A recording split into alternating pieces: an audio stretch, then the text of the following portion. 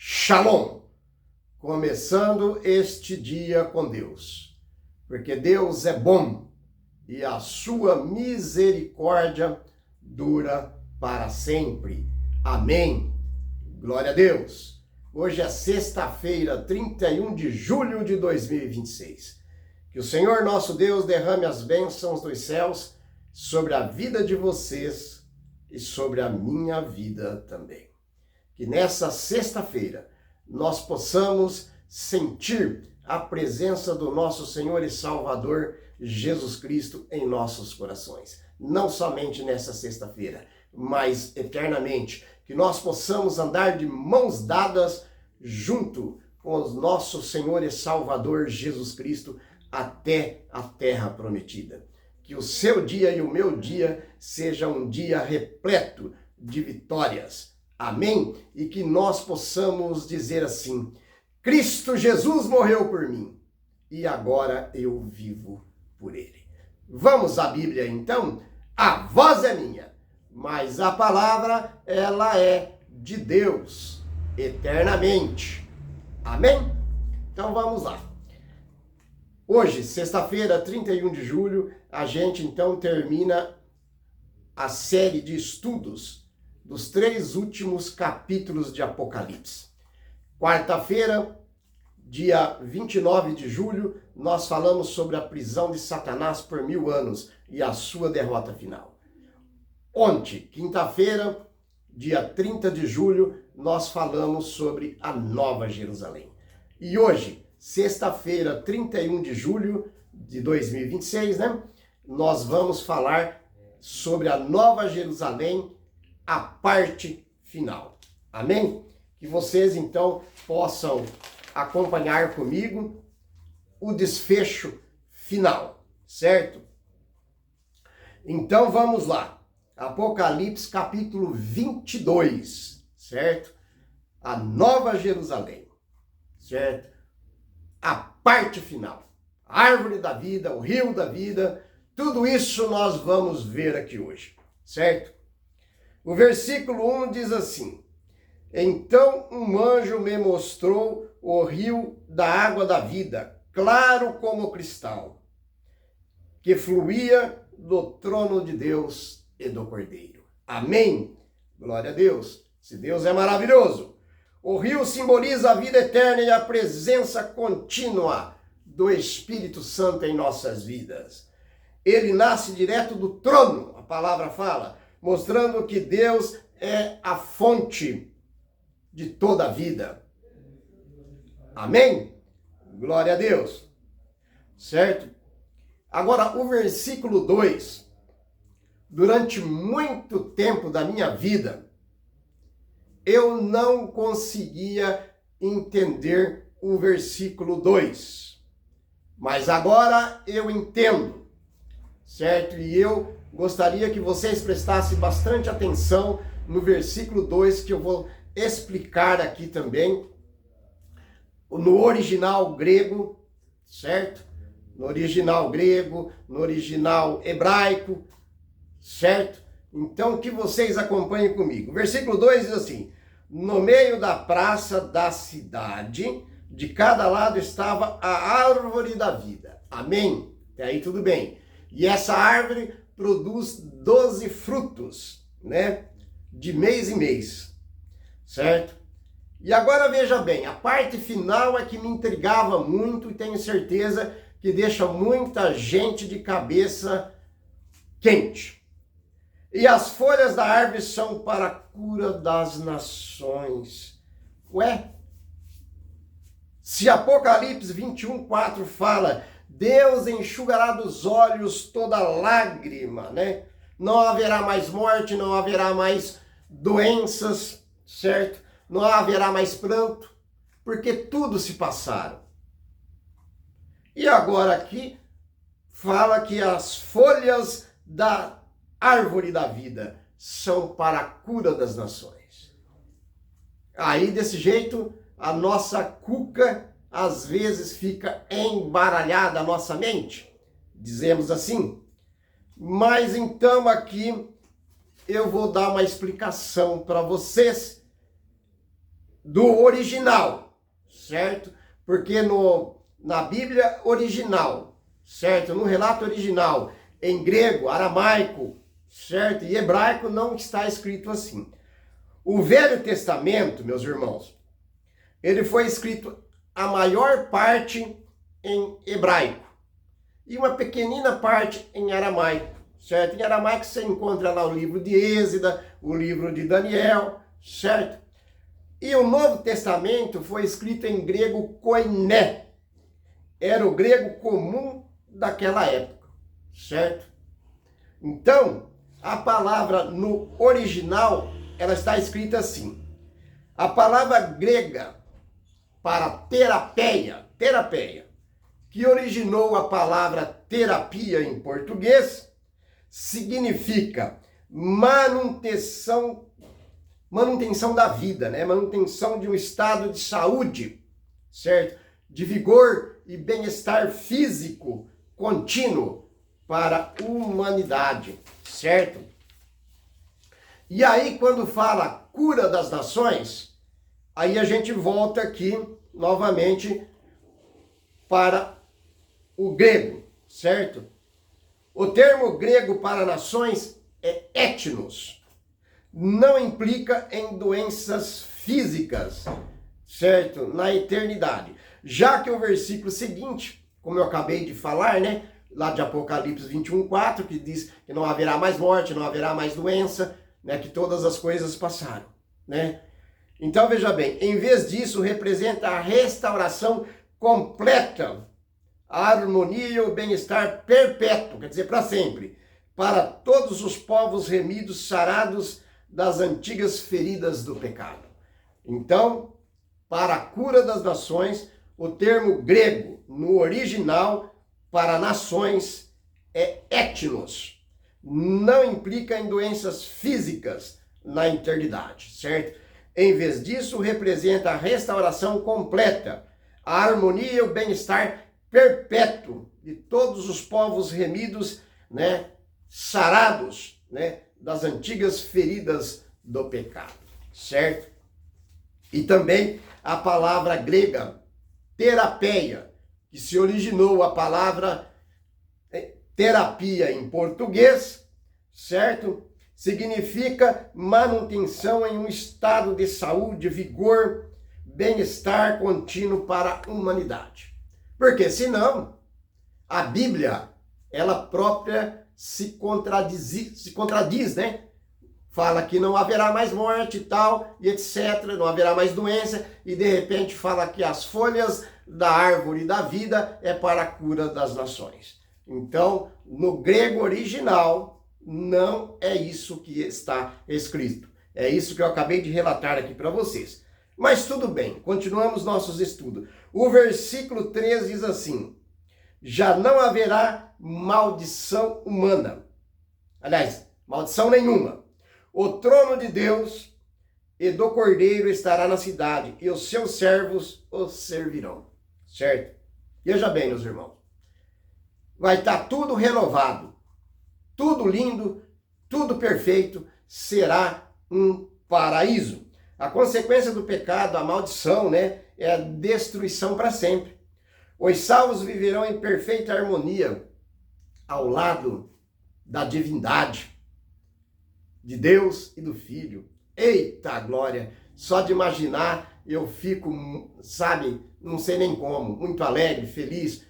Me dá até taquicardia de pensar como será maravilhoso, certo? Estar lá na terra que mana leite e mel, na Nova Jerusalém. Amém? Glória a Deus. E o versículo 4 diz assim: contemplarão a tua face, e na sua fronte está o nome dele. O nome de quem? Do Cordeiro de Deus que tira o pecado do mundo, Cristo Jesus, como João Batista disse lá.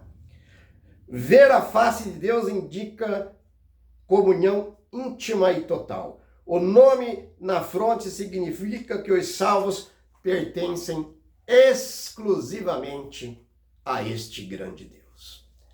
Amém? Lembrando que aqui nós já estaremos na Nova Jerusalém. Satanás e os ímpios já foram mortos, não existem mais. certo? E o versículo 5, maravilhoso, meus irmãos, diz assim: não haverá mais noite, certo? Eles não precisarão de luz de candeia, nem luz do sol, pois o Senhor Deus os iluminará. E eles serão para todos sempre o seu povo. Amém? Então não vamos mais precisar do sol, não vamos mais precisar da lua, porque a própria luz é o Senhor. O Senhor é a própria luz que iluminará toda a cidade santa. Você quer um dia estar lá na cidade santa? Se você quer, entregue a sua vida ao nosso Senhor e Salvador Jesus Cristo. Mas entregue agora. Não espere para depois, porque o depois pode ser muito tarde. E hoje, Cristo Jesus quer te salvar. Amém? Certo? Veja bem, a escuridão e o medo deixaram de existir, né? A própria glória de Deus, ela ilumina os salvos, ilumina tudo, né? A certeza do cumprimento da profecia. Eita glória, né? João aqui vem falando do versículo 6 ao versículo 9, né? E o versículo 6 diz assim: e o anjo me disse, aqui é João relatando na sua visão o que o anjo havia dito a ele. Então vamos lá. O anjo me disse: estas palavras são fiéis e verdadeiras. Amém? Glória a Deus. O Senhor, o Deus dos espíritos dos profetas, enviou o seu anjo para mostrar aos seus servos coisas que em breve devem acontecer. Então, tudo isso aqui que João viu, que o anjo mostrou para João, e nós estamos passando para vocês, é para que a gente possa refletir as nossas vidas. Se um dia queremos estar fazendo parte dessa nova cidade ou não. Isso requer uma renúncia. Tudo que tira Deus em primeiro lugar da sua vida e da minha vida, nós temos que renunciar. Temos que renunciar tudo e pedir para que Deus tome posse dos nossos corações. Amém? Certo? O anjo garante a autoridade divina do livro de Apocalipse. Amém? Não são fábulas, são promessas reais. Eu já ouvi muita gente dizer que tem medo de estudar o livro do Apocalipse, porque o livro do Apocalipse fala do fim do mundo. É agora que você tem que estudar, meu irmão em Cristo Jesus, minha irmã em Cristo Jesus. Estude. Nós só adquirimos conhecimento a partir do momento que nós estudarmos, certo? E o versículo 7 diz assim: eis que vem sem demora, bem-aventurado aquele que guarda as palavras das profecias deste livro, né? O próprio Jesus fala aqui que o tempo de Deus é diferente do tempo do ser humano. Então nós temos que estar realmente, certo? Santificado na palavra de Deus, certo? Porque Deus é Deus. Somente Ele pode me salvar e salvar a vocês. Não existe salvação em nenhum outro ser, a não ser pelo nosso grande Deus. O versículo 8. Eu, João, sou aquele que ouviu estas coisas. Tendo-os ouvido e visto, prostrei-me aos pés do anjo que me mostrava tudo isso para adorá-lo. Vejam só o que o anjo respondeu a João, versículo 9.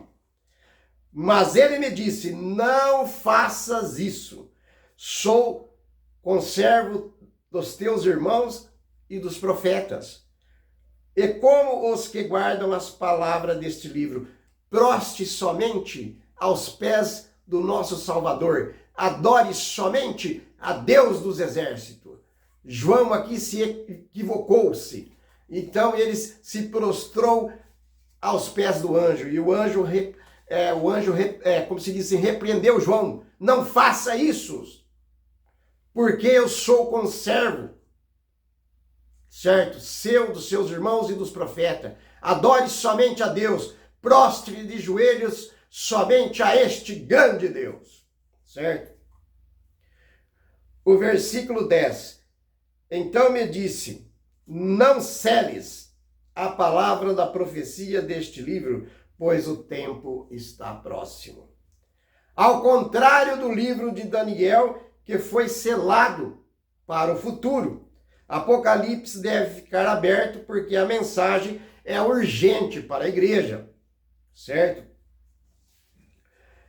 O versículo 11, continue o injusto a cometer injustiça, continue o imundo na imundícia, mas continue o justo a praticar justiça, e continue o santo a santificar-se, certo?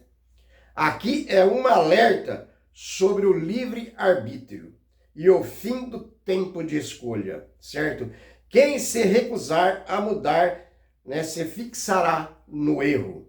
Quem busca Deus continuará crescendo em fé, Aqui diz assim, continue o injusto a cometer injustiça, mas a porta da graça está aberta e a salvação está estendida ao injusto. Se você parar de cometer injustiça e aceitar a Deus, você será santificado, será renovado e um dia estará lá na terra que mana leite e mel, certo? Continue o imundo a praticar imundícia, mas a salvação também é para o imundo. Se você se converter e deixar essa imundícia de lado, a imundícia significa um monte de coisa, vícios, certo? Tudo que tira o primeiro lugar de Deus na sua vida, bane tudo isso da sua vida, renuncie tudo que não presta, aí então você aceita Cristo Jesus e você será salvo. Agora, se você continuar desta mesma maneira, hora que a porta da graça se fechar, você já está selado, certo? O versículo 12 diz assim, eis que venho sem demora, e contigo está o meu galardão, que tenho para retribuir a cada um segundo as suas obras. Então veja bem, nada nesse mundo vai ficar encoberto. Nós, como seres humanos, podemos esconder coisas de seres humanos igual nós, mas o olho de Deus tudo vê e de Deus não vamos esconder nada. Deus nos julgará de acordo com a vida que vivemos, de acordo com aquilo que praticamos, quer sejam bons, quer sejam maus. Então, pratique o que é bom, pregue o evangelho, fale do amor de Deus a seus semelhantes, não fique com o evangelho guardado só para ti no seu coração. A palavra de Deus diz, ide pregar o evangelho a todas as nações, reinos, povos, línguas. E aí então virá o fim. Essa passagem está em Mateus 24:14. Amém?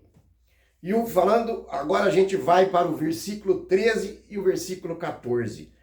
Eu sou o Alfa e o Ômega, o primeiro e o último, o princípio e o fim.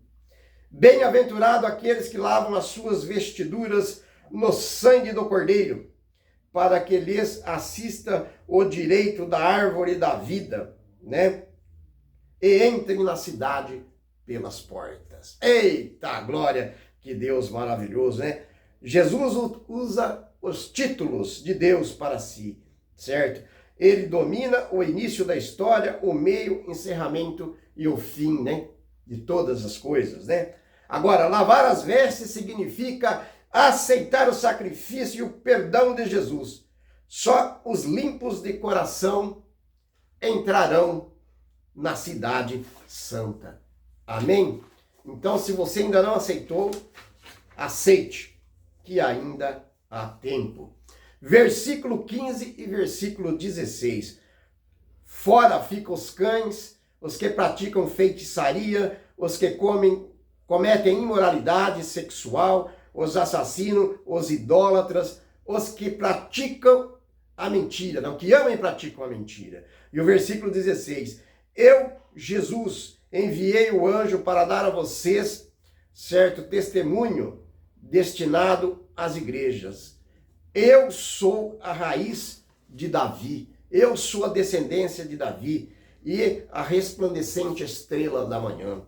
Novamente aqui, ficam fora os cães, os feiticeiros, os assassinos, os idólatras. Ponto. Abre aspas. Ficarão fora se não aceitarem Cristo Jesus como o único e suficiente Salvador de suas vidas. A porta da graça está aberta, né? Se você, feiticeiro, se você idólatra, assassino, mentiroso, se vocês aceitarem Cristo Jesus, vocês serão salvos. Mas se vocês não aceitarem, paciência, certo? Vocês não serão salvos. Eu, Jesus, enviei o meu anjo, certo? Para conversar com João, para que mostrasse tudo em visão para o apóstolo João, para que o apóstolo João escrevesse tudo isso para os dias de hoje, para mim e para vocês, certo? E o versículo 17 diz assim: o Espírito e a noiva dizem, vem. E todo aquele que ouvir, diga, vem. Quem tiver sede, venha. Quem quiser, receba de graça a água da vida. E o nosso Cristo Jesus, ele é a fonte da água da vida, é a fonte eterna da água da vida. Quem beber desta água jamais terá sede, né? E o Espírito Santo é a igreja aqui significa a noiva, ou a noiva a igreja. Clamam pela volta de Cristo Jesus. E o último convite universal e gratuito para a salvação de quem tem sede. Se você tem sede, venha para os braços do Pai. A sede aqui simboliza a palavra de Deus. Que a palavra de Deus flua no seu coração. Que você sinta a presença de Deus no seu coração. Que você seja abraçado por este grande Deus. Não importa como você está vivendo, se você está nos vícios, se você está praticando coisas abomináveis, se você está cultuando a ídolos pagões, se você diz que não acredita em Deus, se você é um anticristão, se você é um ateu, não importa o estado em que você se encontra neste momento, mas se você aceitar Cristo Jesus, os seus pecados serão perdoados, serão lavados na vestidura do Cordeiro e você ficará alvo mais que a neve. Mas aceite agora, não deixe para depois, porque o depois pode ser muito tarde e hoje Cristo Jesus quer te salvar. Amém? Agora veja bem, vamos para o versículo 18 e o versículo 19. A todos os que ouvem as palavras da profecia deste livro, declaro, se alguém lhe acrescentar algo, Deus lhe acrescentará os flagelos descritos neste livro, certo?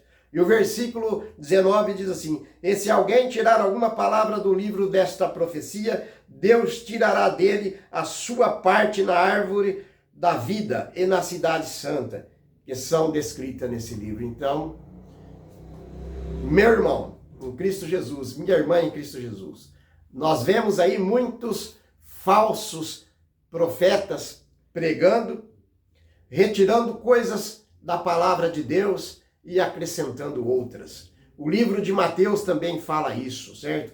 Então, infeliz daquele que retira algo da palavra de Deus. E infeliz daquele que acrescenta algo na palavra de Deus. Porque a sua parte do livro da vida e da cidade santa será retirado. Então você fará parte da segunda morte. E a segunda morte é a morte eterna, né?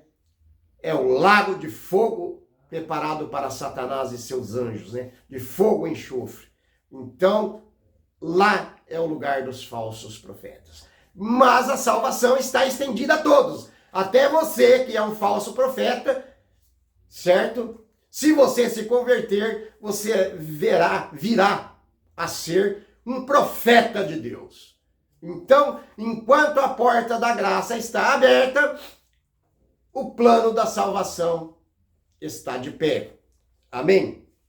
Mas a partir do momento que a porta da graça se fechar, está tudo selado para você e para mim, certo? Falando aqui, se hoje eu vier a passar pelo sono da morte, ou você que está me assistindo, nós já estamos selados, ou para a vida eterna, ou para a morte eterna.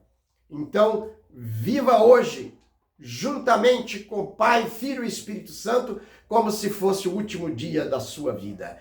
Igualmente, para mim. Versículo 19. Aliás, já lemos, né? Versículo 20 e versículo 21, para que nós possamos concluir a mensagem.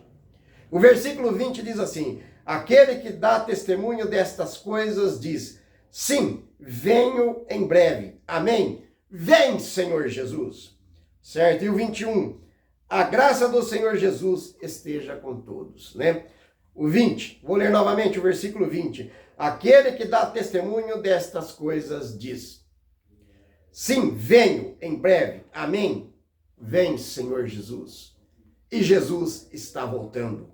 E Jesus está batendo a porta do seu coração. Veja bem, meus irmãos, reduzir ou suavizar os alertas do livro para agradar pessoas anula a herança da salvação daquele que o fizer. Então não acrescente nada e não tire nada. A palavra de Deus começa em Gênesis e termina em Apocalipse. Esta é a palavra de Deus, certo? A última declaração de Jesus na Bíblia reafirma a sua volta, certo? João responde com o coração e classifica da igreja antiga: Maranata! Logo vem, Senhor Jesus. Vem, Senhor Jesus. O livro e toda a Bíblia termina com o desejo de graça, certo? E é um lembrete de que o acesso a esse futuro glorioso depende unicamente do favor imerecido. Qual é o favor imerecido por mim e por vocês? A morte de Cristo na cruz do Calvário, certo? Então, para que nós sejamos salvos, nós temos que aceitar, certo, a graça imerecida para mim e para vocês, porque nós não merecíamos que Cristo Jesus morresse na cruz do Calvário e derramasse o seu sangue por mim e por vocês. Esse foi o maior ato de amor de Deus para a humanidade. A morte do seu único filho por mim e por vocês e por toda a humanidade, sem que nós merecermos. Então, aceite este grande Deus na sua vida, esse grande Deus de amor. Aceite a Cristo Jesus, que fez esse sacrifício, certo? Por nós, sem nós merecermos. Oremos. Grandioso e eterno Deus, Pai de amor e de misericórdia, muitíssimo obrigado, grande Deus, por esta palavra. Que o Senhor abençoe todas as pessoas. Aonde este vídeo chegar, Pai, que o Senhor derrame as suas bênçãos sobre a vida das pessoas que estarão assistindo e de todas as famílias. Que o Senhor envie seu Espírito Santo para capacitá-los a entender a mensagem da salvação. Em nome de Jesus, amém. A voz foi minha, mas a palavra, ela é de Deus eternamente. Amém. Shalom.